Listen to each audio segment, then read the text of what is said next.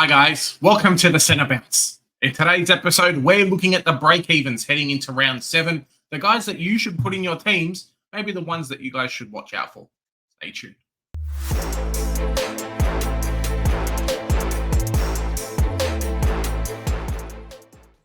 Joe, mate, round 7. I know that we've been talking a lot about our teams and upgrading, but a lot of people's midfields are almost finished at the moment. Yes, very close to, and mine would be as well if I had decided to go with Jack Steele instead of Lockie Whitfield a couple of weeks ago. But I'll stop talking about that because if I do, I will start crying. So I will not do that. I shan't do that. Instead, what we shall do is talk about the opportunities that we have this week. Now back into a best 22. We're out of those pesky bye rounds, which, to be honest, have been pretty good in taking off some of those crappy scores. But now it is a full list that you're going to be scored on. And, you know, getting those upgrades, you require to have some really good downgrades to go with it. So here we are today talking about the break-evens. Yeah, 100%. It's really a case of, at the moment, get rid of those crappy rookie scores. Get some of the guys into your teams who are scoring quite well. And I know that it's just been a massive breaking news where apparently Harley Reid is taking a week off.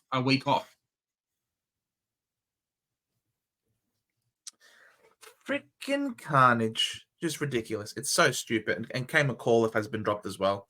But you know what? We'll go through them. Here we are. These are the players coming into the round that have the lowest break evens. And it's no surprise that Sam Clahisi kicks things off still with a negative 75 break even. The way he started off the season, averaging 102. If you haven't got him, you are crying. And I think if you haven't got him, it just means that you are a bot and you are not seriously playing this game. Yeah, maybe you've done a challenge with yourself that says, cool, I won't pick up the most popular player, or I'll start crappy rookies, or maybe I won't make trades in my team until like round 6 or 7. Whatever your story is, I think something like 50 or 60% of people have him in their sides. A lot of us went a week early. We were pleasantly surprised and got a 120 score from that. But I think 50 or 60% of sides are the ones who are actually left playing at this point. Got to have him in your team. You can play him on field, midfield or defense. I know he's been D6 for both of us. Just an all-around good pick and should make us a bit more money. Yes, indeed. Now, the first one who hasn't played 3 games on the bubble is, of course, Biggie Nguyen. 46 he scored on the weekend that went by. Did not look good. He's got an average of 68 and a break even of negative 64. I know a lot of people, actually a few people went early on this kid last week after saw how well he did in the back line. Is he worth bringing in this week? Look, Dawson, the injury cloud has just come out. The injury reports come out for North Melbourne. And Dawson is still 2 to 3 weeks away. So if it was 1 to 2 weeks, okay. But 2 to 3 weeks could still be 3 weeks. We could end up getting rid of Biggie around the 250K mark. There's no thing saying straight away that when Dawson's available, he plays automatically too. Hopefully Biggie Nguyen keeps his spot. I think this week is really going to be the testing grounds for that. Because he just didn't look that good on the weekend. But it was his 3rd game of AFL ever and his 2nd game for North Melbourne. And our defense was atrocious. So maybe that's a saving grace for him this week. Yeah. So the 2 to 3 weeks, definitely a very promising. Wait and see. Could be a reason to get him in. When does North Melbourne play? Because that's really going to have a big impact if we go early on him. So North Melbourne does play Saturday, which means the team sheets on Thursday come out, which means that I guess we're somewhat saved. Oh, no, we're not. Not really. You might have to go Biggie, early on Biggie, or not at all, because the first game is obviously Richmond, Melbourne, and then before team sheets even come out later, it's Bombers, Collingwood. So, yeah, you might have to just take the punt and say, cool, I want him or not want him, depending on your downgrades. Well, thankfully there's no one that you will in a downgrade to in Melbourne or Richmond at this point, and there's no one. No. Well, there is Mikel Tilafau. And a lot of people downgrading.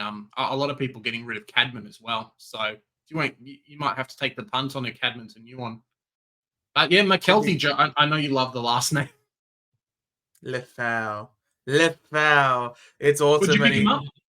he came up good, but the thing is, he's not playing West Coast every week, is he? No, he's not. So, But he's probably yeah, playing key forward every week, so that's at least something.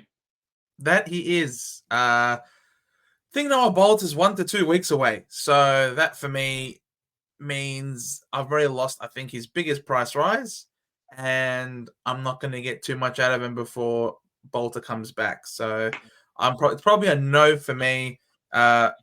Maybe looking more at a Blake Drury at this point, who obviously is not going to have the scoring power of a McKelty, but I do think Blake Drury, he plays that role for North Melbourne, and I'm not entirely sure outside of Cooper Harvey if there's too many people that's going to kick him out of that spot. Yeah, I mean, it'll be Cooper Harvey. Maybe Jaden Stevenson comes in and kicks him out as well. Some more of these. He is shit. Yeah, no, but after a couple of 30 touch games in the VFL, he could come back. It all just depends on what Clarko wants to do.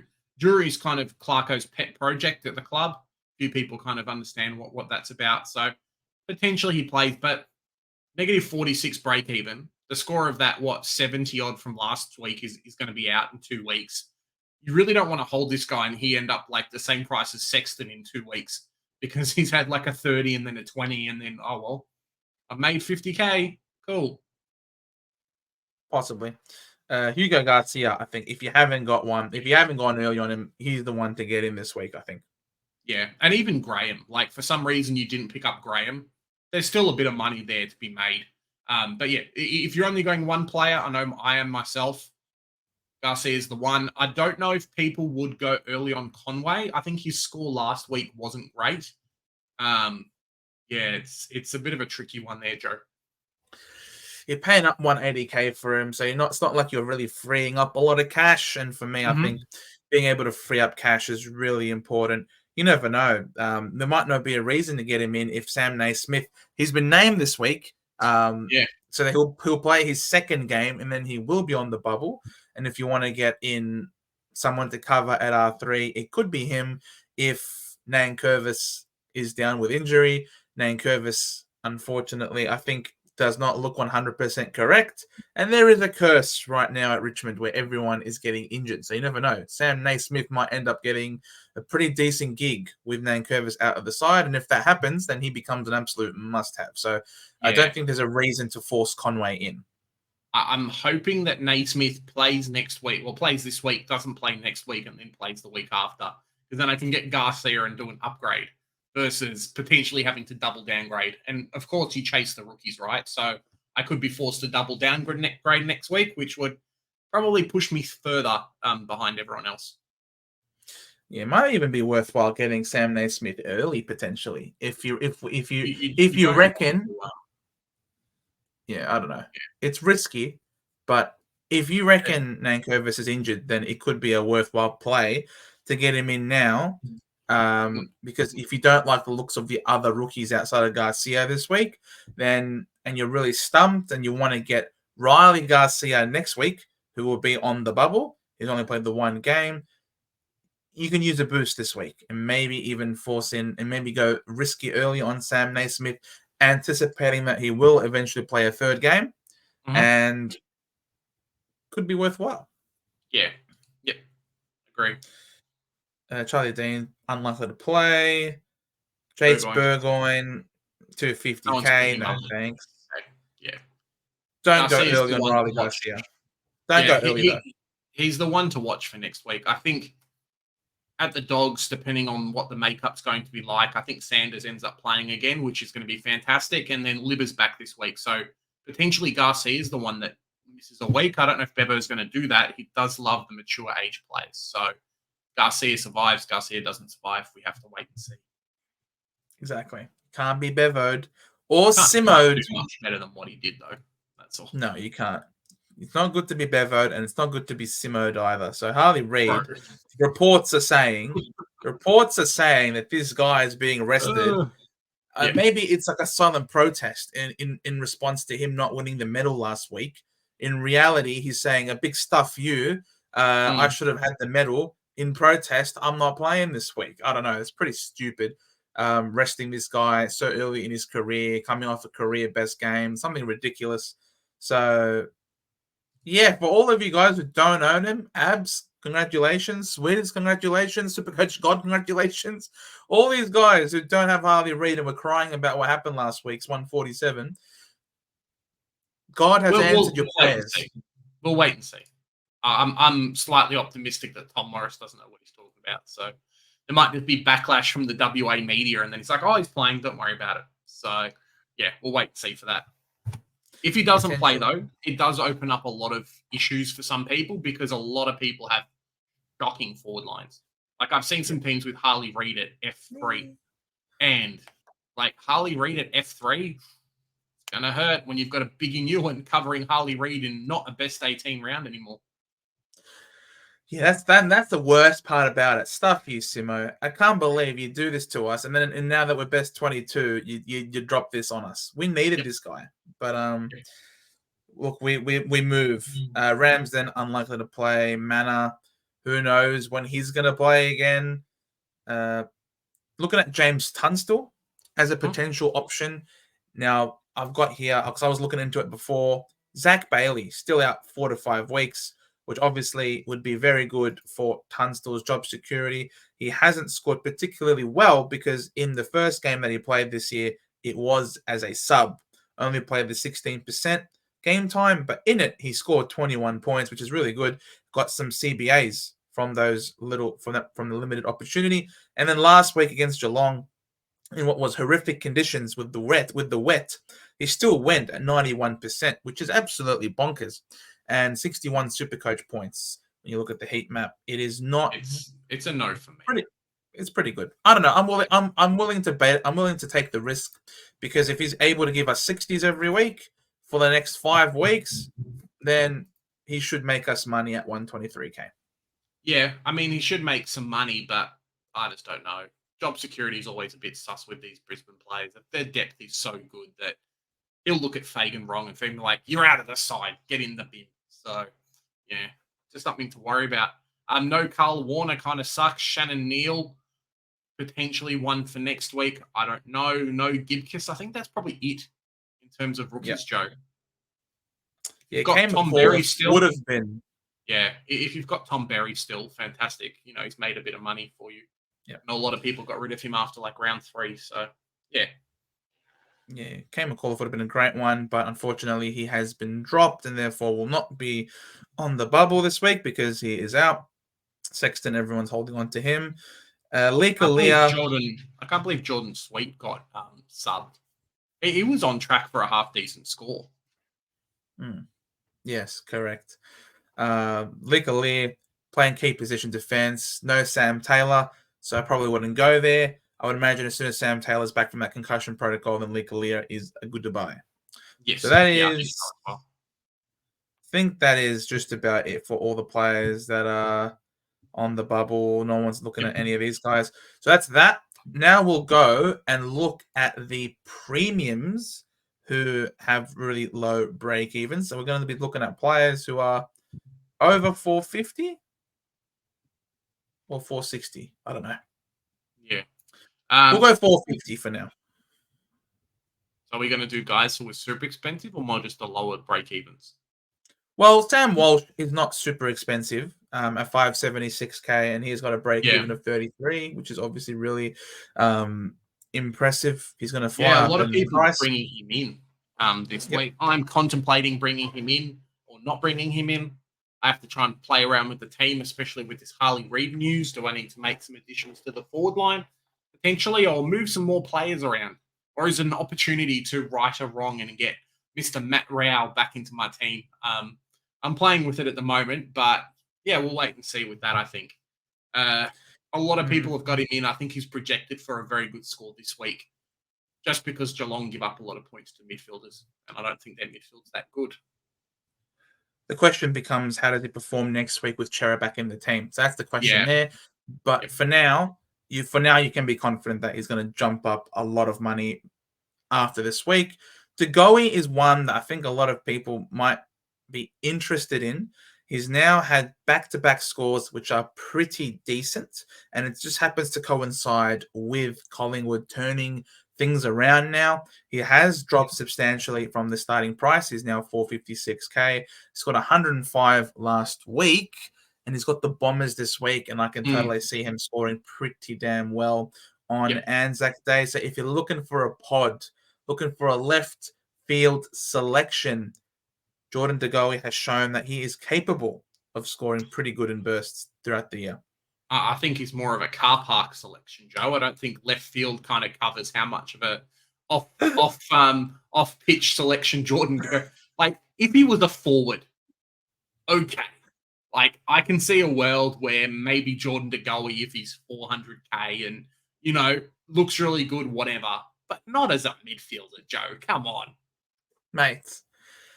Mate, the reason why is he hasn't got forward status is because he's playing too much midfield, and that's exactly where you want him to play if you're going to select him. You don't want him forward. You want him in the mids around the ball, and when he plays good, he plays very damn good. So keep an eye out on JDG. I'm sure Jen would be very happy about me shouting him out.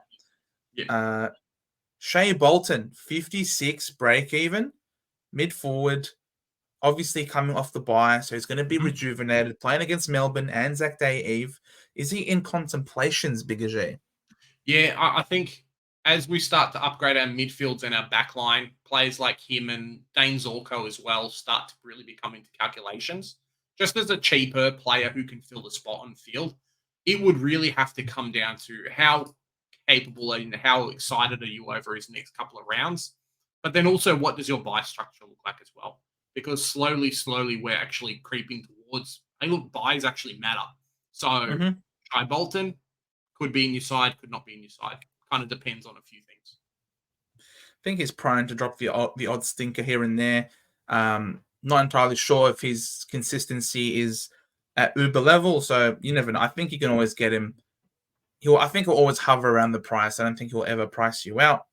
Elliot Yeo, I know you've been raving about him the last 4 weeks. Is it too late to bring him in? He's 127K more than his starting price, break even of 59. It is not like too late to bring in Elliot Yeo. I think what is he, rank 11 in terms of midfielders at the moment?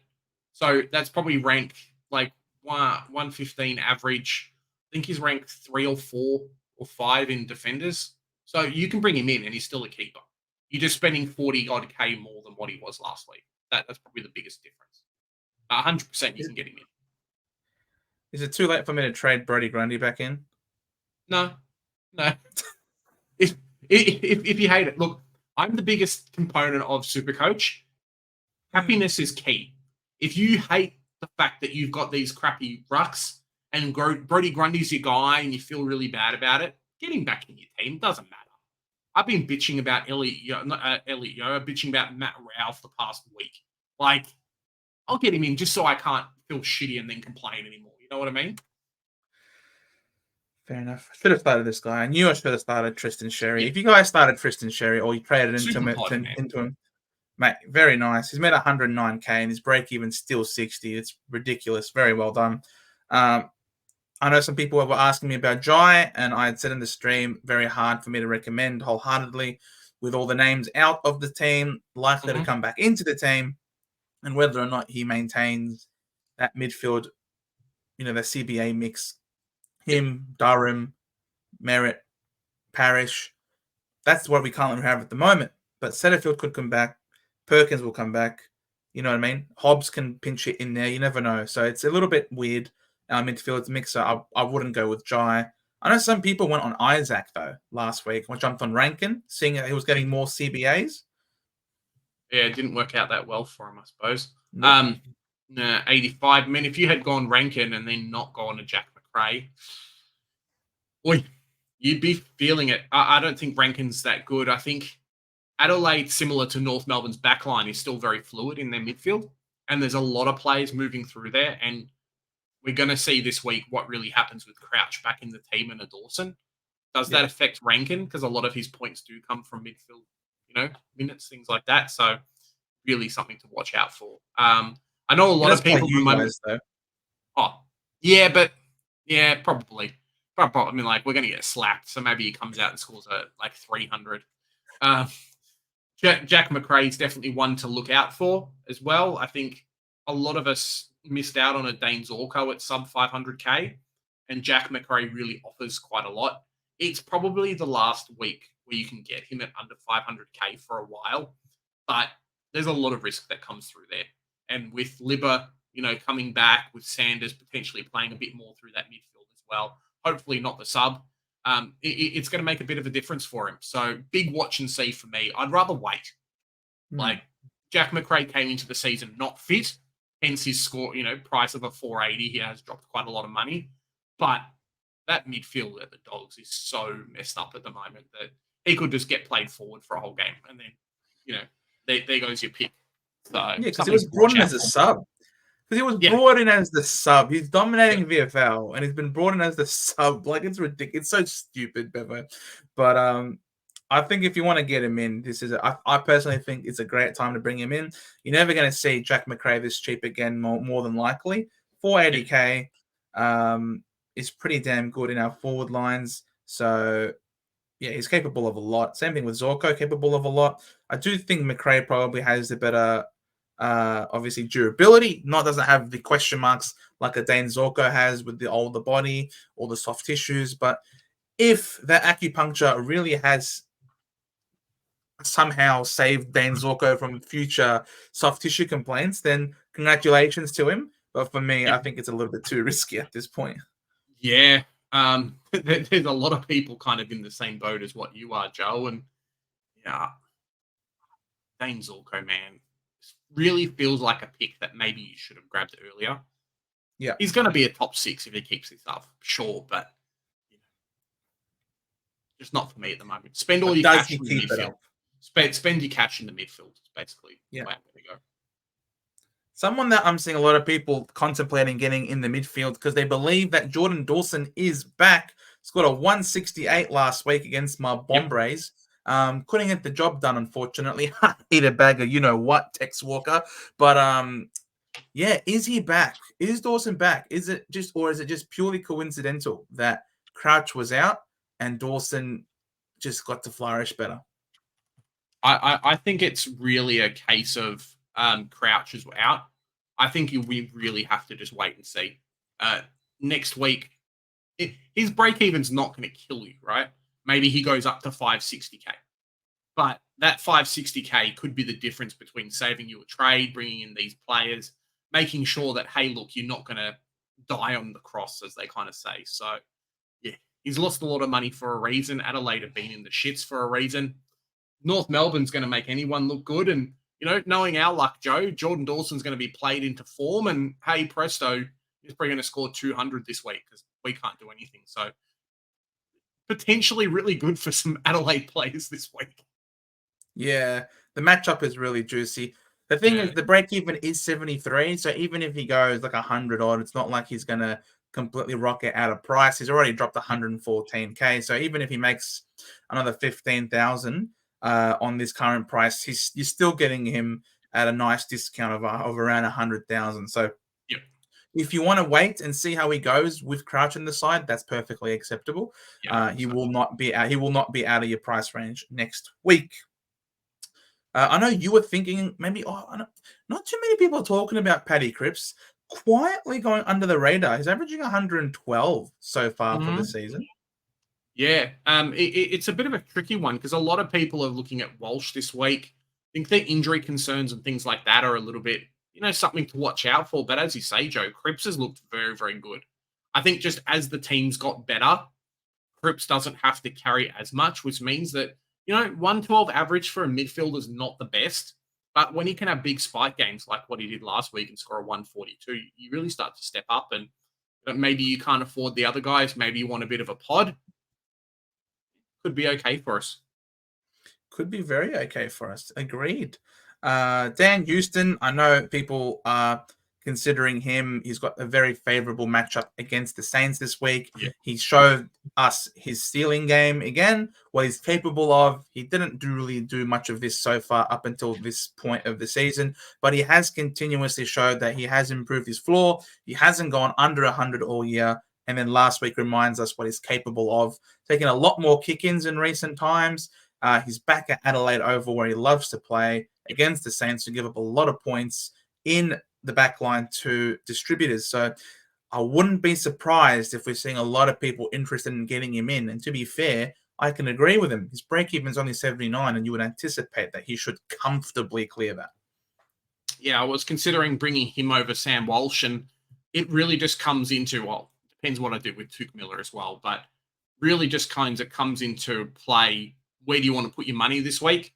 Yes, break even of 79, which looks great, but does he get to 650K? Does he make it so you can't bring him in? There are a few other players this week who could really punish you and might make you unobtainable. I'm not sure if Houston kind of does that.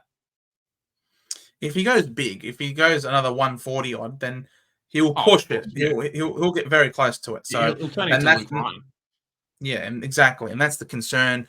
He's someone that you are pretty confident at this point of the season is going to be a top 6 defender.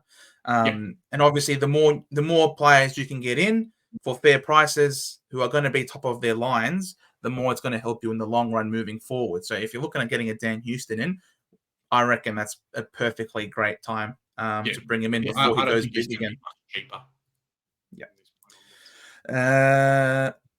No one else, I think, at this point. So we'll flip it now and we'll go for the premiums who are underperforming and are going to be dropping even more in cash. Do we want to do over 520 perhaps, maybe? Yeah, probably. Yeah, no one's picking Doherty, of course, but Tom Green, Joe, me and you both started him. And now everyone else is going to be able to get him in. Unfortunately, Zach Merritt hasn't dropped much in cash. Sarong hasn't dropped much in cash. But Tom Green, what a tank. 183 break even. He's not going to get close. He's going to be 500K in a couple of weeks, and people are going to be laughing. Why is it that every time we get to this point of the video, so many of the players are players that I own? Like, it's so stupid. Like, just hasn't been my year, but it is what it is. I mean, Tom Green, he needs to turn it around. He's got the role. He's got the time on ground. He's finding the pill. He's just looking shit with it. So he needs to really turn it around. Gave away 3 free kicks and 9 clangers. Like, come on, bro. You got to really change things around. Playing at home against the Lions this week. No Canelio. A lot's going to be resting on your broad shoulders, mate. Turn it around, please. Tim English, that break-even is still ridiculously high because of that shocking week that he gave me the week before last. He scored 114 this week, but he gave me a 40-odd points against the Bombers. It's always the Bombers. They always find a way. If it's not a loss, it's killing my Supercoach somehow. It's remarkable. It's a Stockholm syndrome, but I love them too much. So Tim English still got a really high break-even, courtesy of that game a couple of weeks ago. 611K, he's dropped over $100,000. You could very easily end up getting Sherry to English in one trade. Yes. Yeah, or even Brody Grundy in a few weeks compared, seeing on what the fixtures and things like that's up. I think there's a lot of movement at the Dogs at the moment. A bit of that has hurt English, especially in the ruck time. I'm not sure if limited ruck time has hurt him as much because he does had some big scores, but it might just be his use around the ground as well. Yes, he might be sharing a bit less in terms of the ruck, but like we've seen him take intercept marks and kick goals and be useful down the back. It was just a crappy game, and unfortunately, 3-round average means that there's 2 more weeks of that in his system. 550K, Joe, doesn't want to be there. A bit juicy. He might make money on Grundy to English in a couple of weeks. I'm concerned he doesn't want to be there anymore. Potentially. I think there's a few players at other clubs that are in a similar position as well. Just be like, oh, yeah, that's it. Whatever. Laird's role, not the role that you know and love and really want from him. Only a 74 last week, and his break even is now up to 174. Don't really think he's entirely Supercoach relevant this year at all. I wouldn't touch him. The Bond, those who faded at the start, we're pretty happy. He's only averaging 119 and he's dropped almost 80k. So if you faded the Bond, congratulations. That was a smart thing to do. And you're going to get him for substantially cheaper. What did I say? I said there's no point in fading him because he's only going to get to about 650k. Well, he's dipped underneath it now, and his break even is still 171. So, again, the Bombers killing him and English a couple of weeks ago. Sammy Durham just took him out of his back pocket on the way home, so that was not too bad. So, yeah, if he's looked to be back to his best, a 125 last week. He did kick 3 goals to go with it. I don't know. It's a little bit concerning that I think he's spending a bit too much time forward for my liking. Yeah. If you faded him, congratulations. Yep. No, I think the same way as well. These guys, Joe, English, not so good. Bont, not so good. Nick Dacos, not so good. If you went a bit cheaper this year, you'd be laughing at the moment. Yep. The value is all there. And Rowan Marshall, his break even was 120 the week before. He scored the 120. And then this week, he scored a 51. So, yes, every ruckman I own decides to be shit a particular week. And Rowan Marshall's turn was last week. And because of that 51, his break even now skyrockets up to 168. Hopefully, he can come into this game a little bit more rested compared to the previous game and can give us a nice, strong bounce back. Fingers crossed that happens. If not, I'm sure I can see a lot of people a bit too scared to pick him now. Mate, I know that no buys definitely were a good thing for these two rucks, but Brody Grundy's just looking a little bit better and better and better over the last couple of weeks. I don't think it's going to happen forever. I think it was just a bad game. I do think he's going to bounce back this week, similar to an English. Maybe not English this week, but in a couple of weeks. And yeah, it's not all doom and gloom. Do not get rid of these players, Joe. No, we're not going to get rid of those players. Someone who we are not going to get rid of either, Christian Petrarca, 157 break even. It looks pretty high, but as you would have seen in my team review video that I put out on the Monday evening, seriously considering this guy because this 157 is very achievable for a man of his stature coming off the bye against a substantially weakened Richmond Tigers team who concedes massive points every week. They are dead last for points conceded to midfielders. So Christian Petrarca could go 160 this week, and it would not be a 100 million points this week. Christian Petrarca, unfortunately, the guy's just going to go bananas, Joe. I want him in my team, but I can't afford him with the changes I want to make. So yeah, if you've got him, fantastic. This is the week to get him in if you've got 623k lying around. So yeah, it's going to hurt non-owners, I think. People are banking on him to get to sub 600k. A miracle has to happen.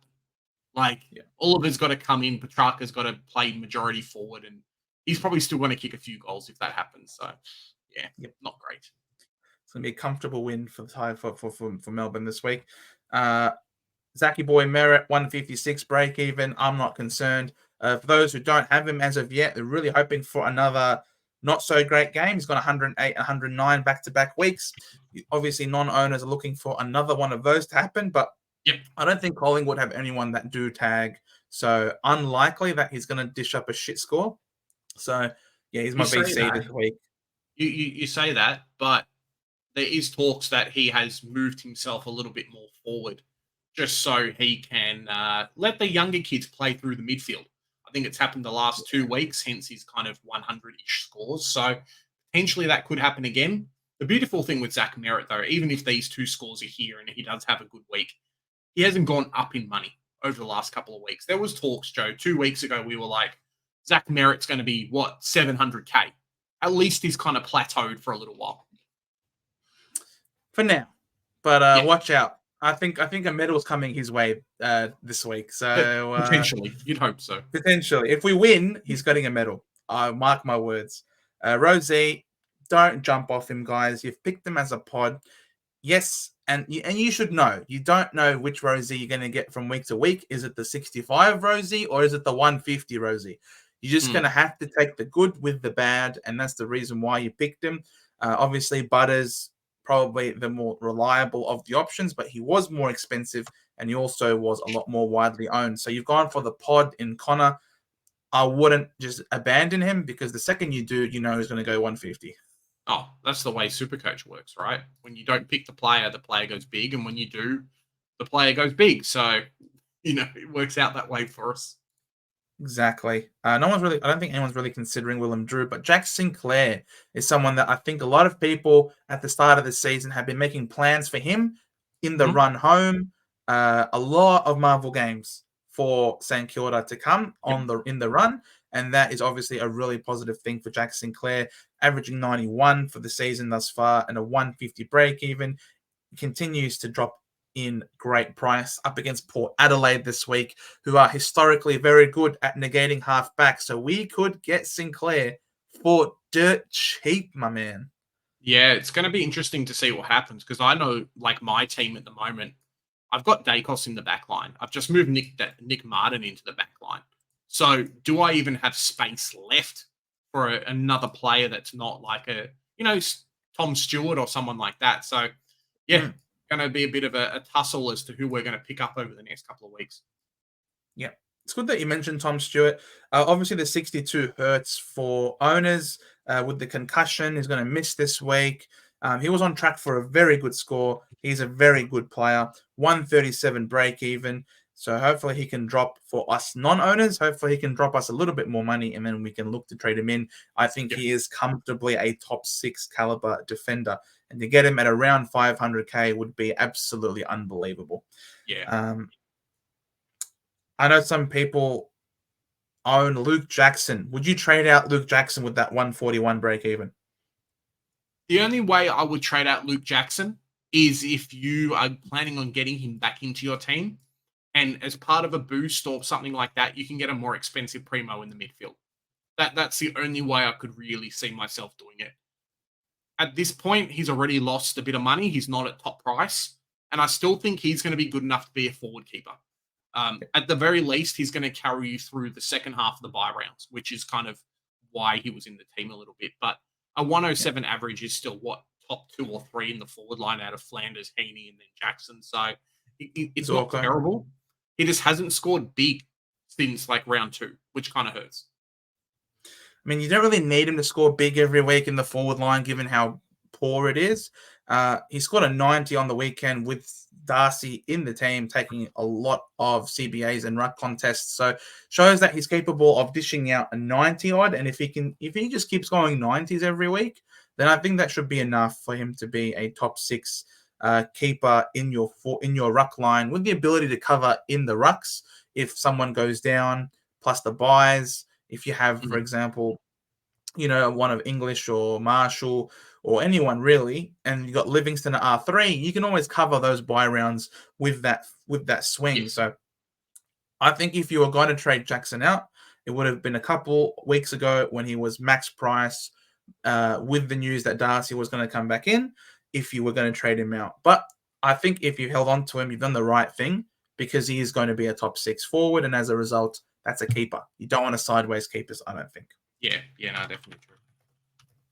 I think there's a few other players. There might be a few others. Let's just quickly go down the list. Jack Steele, probably starting to plateau. That 84 is not good. Could drop down in price depending on how he goes this week against Port Adelaide. I know a few people, like yourself, Joe, were very happy not to pick him up last week. Luke Ryan is in a similar position as well, a score of 80, kind of depleting his scoring a little bit. It's not great. And I think Max Gawn is probably getting close to that position as well, where if you didn't have him, he's actually got to score big this week. Otherwise, he's going to drop in price, because keeping a 696 price is hard, is what I'm going to say. Yeah. You didn't pick him. He didn't do anything to you. You just didn't pick him. So that's your own fault. He went down. He went down in the second quarter in round 0 and thought, you know what, Brody, you're my good friend. I'm going to take it easy for the rest of the game, and I'm going to make you look really good. To be fair, that was Brody Grundy's best game outside of last week. Exactly. Exactly. I'm going to make you look really good, Brody. You're my good friend. We Yeah. shafted you at Melbourne. We never played you. You know what? I'm just going to chill back. I'm going to give Joe a heart attack and trick him into not picking me. Plus, I'm going to suck him in to picking you, Brody, you shithead, because you're played much better than you otherwise would have if I didn't decide to calm down and let you go. I am very pissed off at Max Gorn. I'm very disappointed. He tricked me. He tricked me into not picking him, and he tricked me into picking Brody Grundy, and I've wasted a trade in that correction. Stuff you, Gorny. Oh, well, you've got, two decent ruckmen. It's okay. Is anyone else on the list before we head off for today, Joe? Just quickly scroll down. Sarong, hopefully he's at least plateaued or has a little bit of money left to lose, depending on how he goes against the Bulldogs. I was hoping to get him at sub 600K, but doesn't look like that's what's going to happen. Anyone else, Joe? Let's have a quick squeeze. Heaney's going to drop in price, similar to Luke. He's not Luke dropping Ryan in price. and those guys. And he's not dropping in price. He's got the Hawks this week. He's not. He's not scoring a 114. We'll see. Lockie Whitfield's one as well, who's kind of around his price. It kind of sucks, and then Butters. So we're kind of getting to the average equaling price and break evens at these points. So these three players, there's probably a few others here who we haven't mentioned. They're not going to drop too much in price. Would you pick up a Sicily right now? Is probably my last question before we head off. No. No? Even at 530K, or do you think his scoring's just not that good this year? He needs players to come back. When more key position players come back, then I'll trade him in. Easy. With that note, that is our break evens for round 7. Hopefully you've enjoyed the video. If you have, smash that like button, smash the subscribe. We've got a lot of content coming out this week. It's a short one. It was Monday to Wednesday. Tomorrow's another game, Joe. Yes, it is. Anzac Day Eve. We're going to see Petrarca go absolutely bananas. We're going to see Max Gorn go close to 200 this week as well, which is going to be absolutely swell for me as a non-owner. But hey, we live and we learn, and we love to hate. So it is what it is. So thank you all so much for watching, guys. Stay tuned. We will be doing our Wednesday night drive home. It's not going to be a Thursday night drive home. It will be a Wednesday night version instead this week, given the short turnaround. We see some of those team sheets, react to some of those things, have some fun with you guys, and make sure you hit that notification bell because we've got this video coming out. We've also got a wonderful interview coming out with the #1 player thus far in Supercoach, Victor. He is coming on to the channel, so make sure you join us. We did ask you to send in some questions that we're going to pass on to him, and we're going to react a little bit to some of his carnage, this rookie carnage that is coming our way. So make sure that you join in. Guys, remember, here at the Centre Bounce, we do the hard work so you don't have to. Bye for now.